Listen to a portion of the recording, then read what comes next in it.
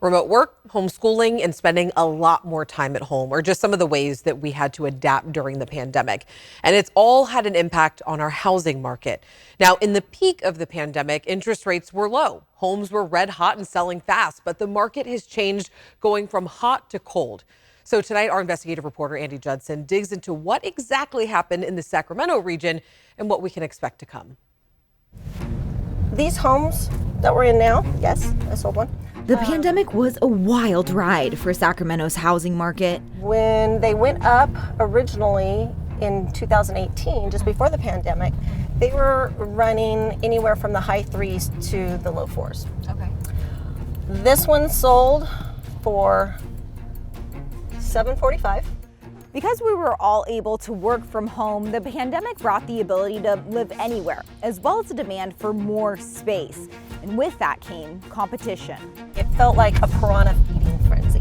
A frenzy that appraiser and housing analyst Ryan Lundquist describes as the most aggressive housing market he's ever seen. Yeah, I think it's something that was unexpected and where the market went way above where it naturally would have. Normally, he says, the market rises for about 8 years and then goes back down. We were to that point, and then a global pandemic happens. Lots of people are thinking the market's gonna go down, or there were all these predictions, and then it did something that I think nobody expected. It exploded. Where we saw, exponential growth, prices up almost $200,000 within 2 years. That's really steep. With wildly low interest rates, houses in the Sacramento and surrounding region were selling like hotcakes. As soon as mortgage rates went below 3%, it was like a steroid was injected into the market. In fact, while the market steadily grew for 9 years before the pandemic, it was nothing compared to the growth between March 2020 and May 2022.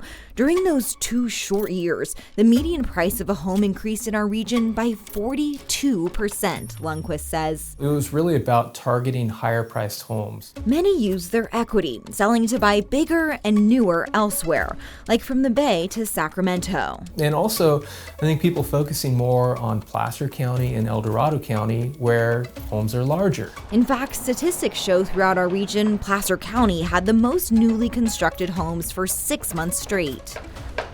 But things are changing again. We've basically seen the largest increase, the sharpest increase in mortgage rates in the past 40 years, over the past few months. In 2020 and 2021, 30-year fixed interest rates were here, below 3%. But in 2022, they spiked all the way up to over 7%.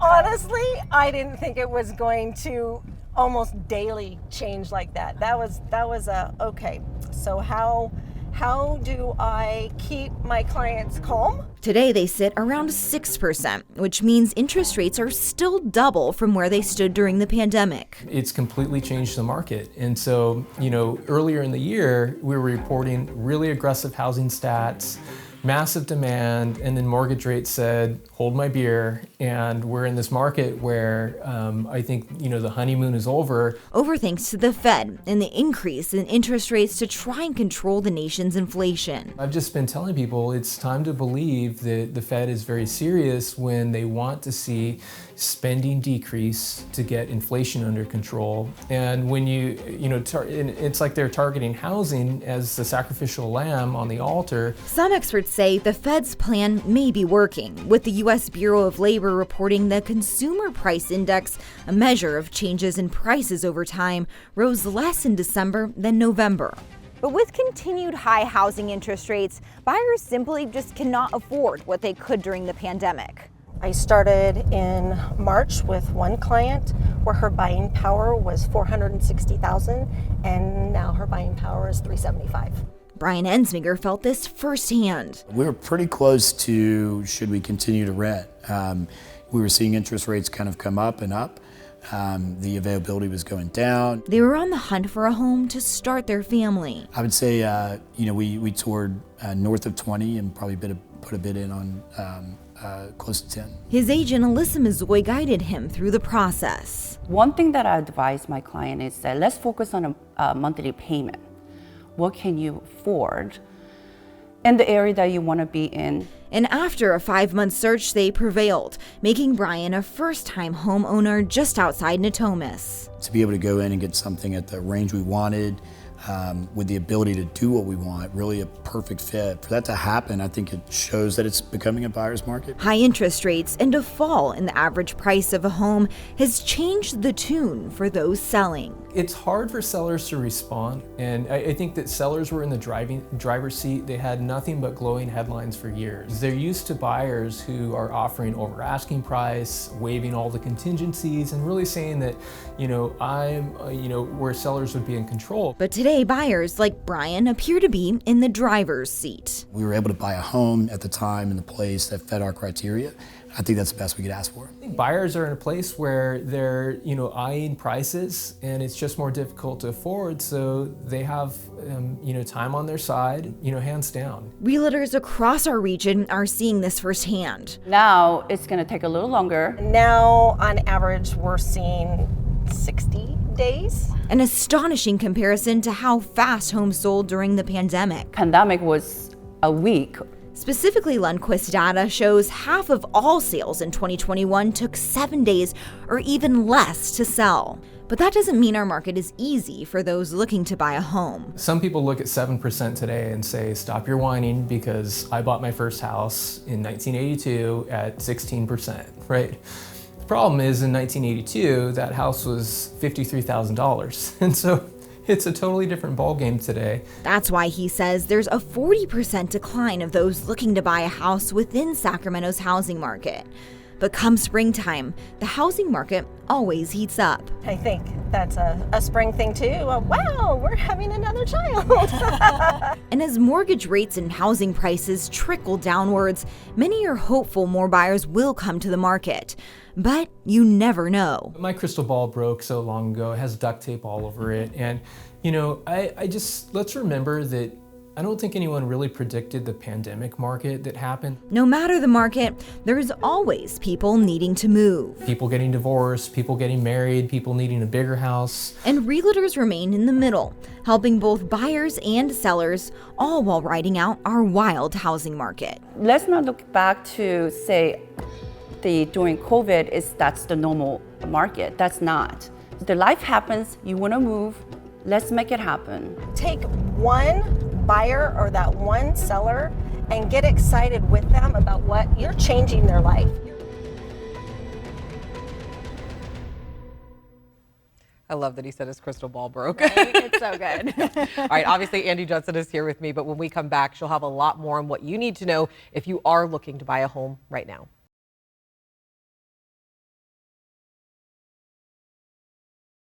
Before the break, we took an in-depth look into Northern California's housing market. Investigative reporter Andy Judson joins me now, and you already know she's been covering this for years. And really, you've seen the changes not only before the pandemic, but now post-pandemic. Right.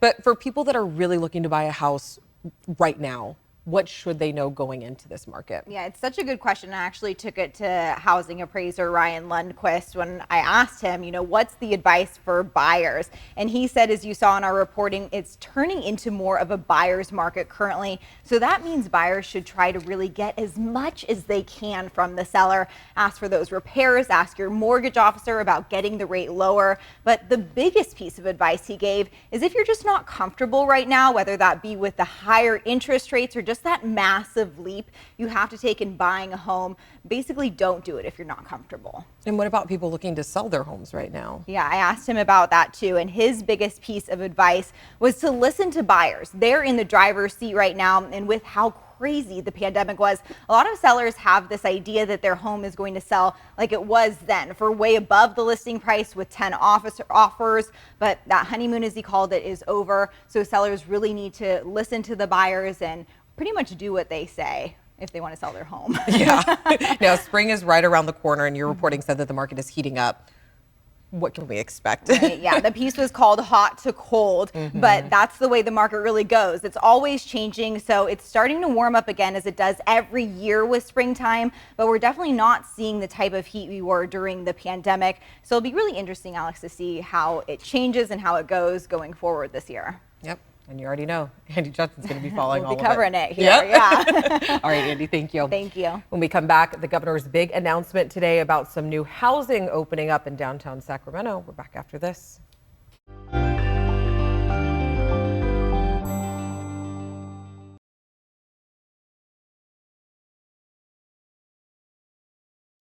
Welcome back. Our Becca Habegger joins me now with that big news about more housing in Sacramento's downtown core, right, Becca? Yeah, Alex, we know downtown Sacramento lost a lot of vibrancy as state workers went to work from home in 2020, and many have stayed working from home. We also know there's a housing shortage, newsflash, right? So the proposed solution here, underutilized state buildings. Yeah, Governor Newsom announced today the state is looking for qualified developers to turn 3 state-owned buildings in Sacramento's downtown core into hundreds of units of housing. They are the Employment Development Department, or EDD, headquarters at 800 Capitol Mall, the EDD Solar Building at 751 N Street, and the State Personnel Board Building at 801 Capitol Mall. In total, more than 700,000 square feet could yield upward of 1,000 new units of housing, with at least 20% of those being affordable housing, the rest market rate. Imagine what this can look like in 5 years.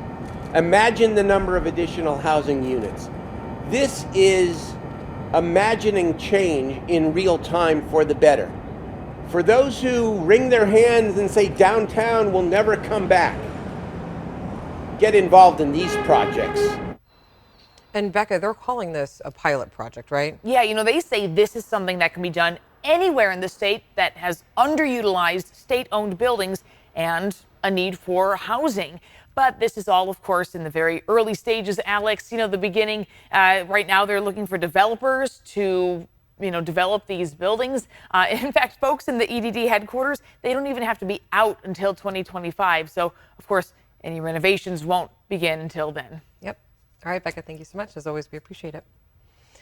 All right. In about an hour, the Tracy Police Department is planning to release the body camera footage from a police shooting involving a 17-year-old.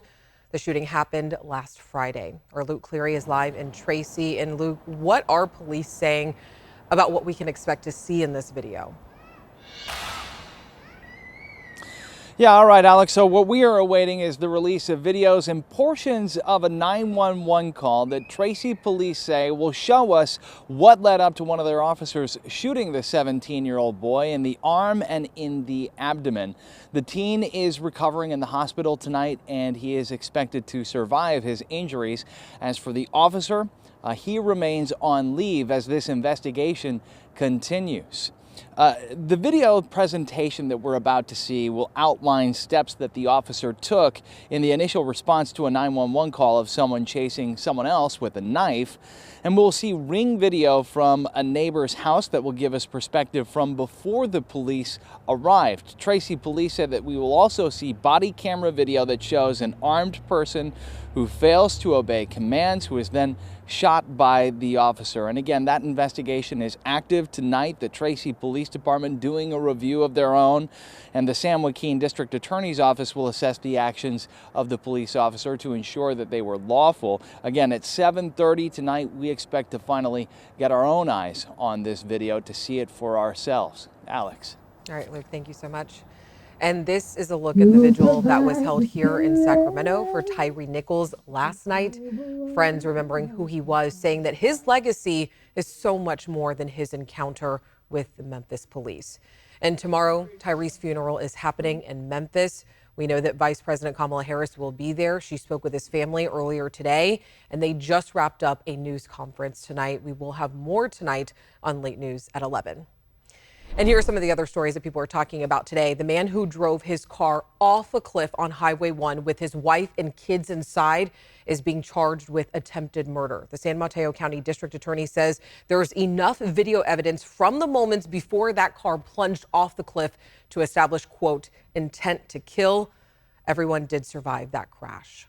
And then actor Alec Baldwin could face prison time. He has been formally charged with involuntary manslaughter after he shot and killed a cinematographer on the set of the Western movie Rust back in 2021.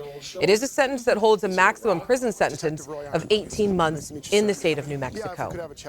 And take a look at this. A woman in Hawaii is lucky to be alive after a boulder crashed into her home, just barely missing her. The rock was about 5 feet by 5 feet in size, and it flew into the second floor bedroom. And the woman says that she has a bad leg and walks slowly, and that may have actually saved her life.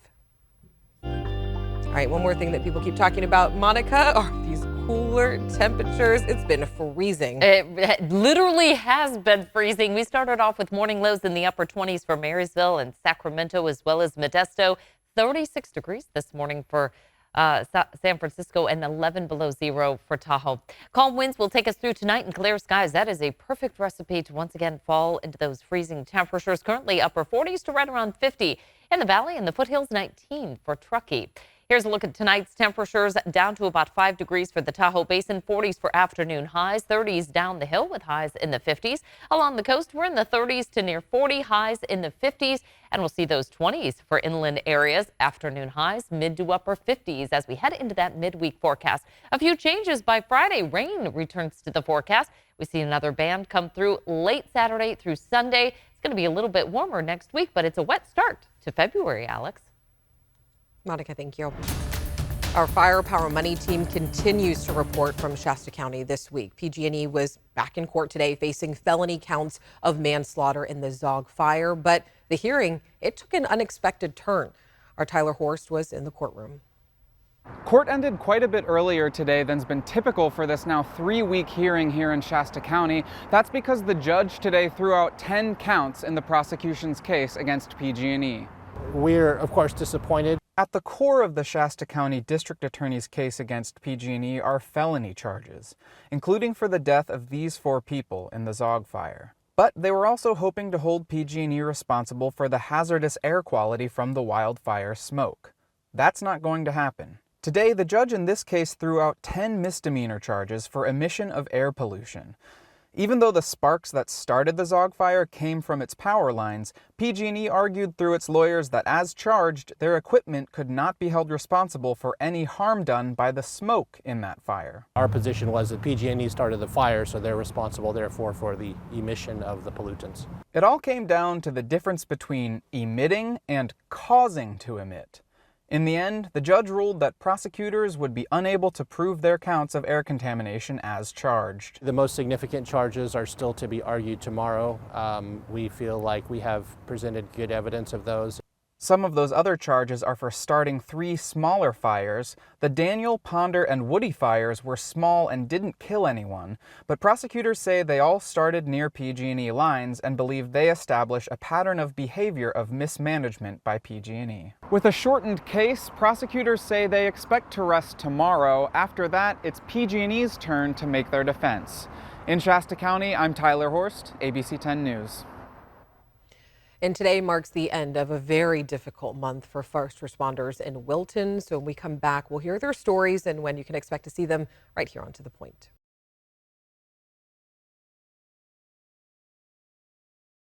It has been a month now since that New Year's Eve storm flooded so many of our communities. And one of the areas that was hardest hit was Wilton. So I recently went back up to Wilton to talk with the firefighters at the Wilton Fire Protection District about the night that they rescued multiple people from their cars. By the time the floodwaters came, CHP, Sac Sheriff, there was no way they could get to us. Consumers Fire, Metro Fire, we were isolated. We were it for the district. Now, I toured Wilton with the Fire Protection District. There is still damage. They're still cleaning up. That's underway. And tomorrow night, you will also hear from a couple who was trapped in their car and ended up being saved by the Wilton firefighters. So make sure you tune in tomorrow night to hear how they kept their community safe. So don't miss our trip to Wilton. Again, that's coming up tomorrow night on To the Point at 6:30. And as always, we want to know what's going on in your community, so you can always reach out to me and the team. We have Instagram, Facebook, or you can just send us a simple email. We'd love to hear from you. Have a great night.